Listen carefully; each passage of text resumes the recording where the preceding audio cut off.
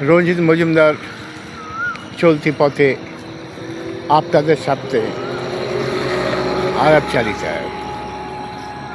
আশা করি সবাই ভালো আছেন। শুভ সকাল সবাইকে। আবহাওয়া অত্যন্ত মনোরম এবং ভীষণ ঠান্ডা ঠান্ডা ভাব। বেশ কয়েক পশলা বৃষ্টি গতকাল থেকে হবার ফলে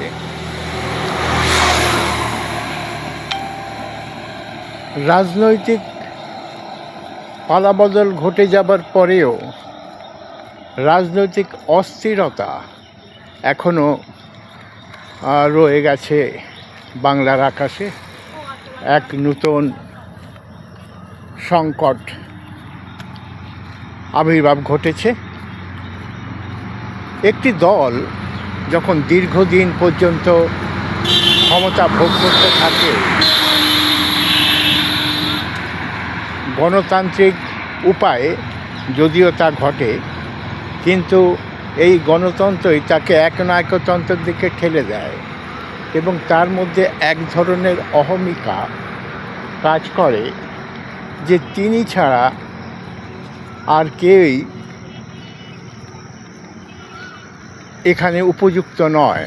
সেই ভাবনাগুলোই যখন পাগলামোর আকারে এসে পড়ে তখনই আমরা তার বিস্ফোরক রূপ দেখতে পাই, যেটা এখন ঘটছে। এই মুহূর্তে আমরা যেটা দেখতে পাচ্ছি, রাজনীতির বাংলার ক্ষেত্রে একটি দল প্রথমবারের মতো ক্ষমতা লাভ করেছে এবং জনগণের স্বতঃস্ফূর্ত সমর্থনে আরেকটি দলকে মানুষ ভুরি ভুরি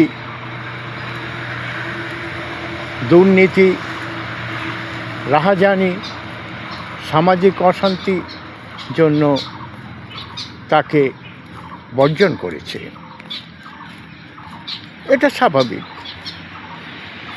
কিন্তু দল নেত্রী সেটা মানবেন না এবং সৌজন্যবোধকে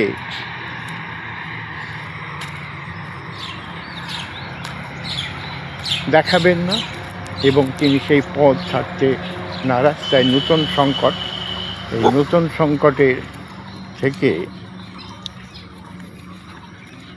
বেরিয়ে আসার জন্য আমাদের সবাইকে সচেষ্ট হতে হবে এবং ভেবে নিতে হবে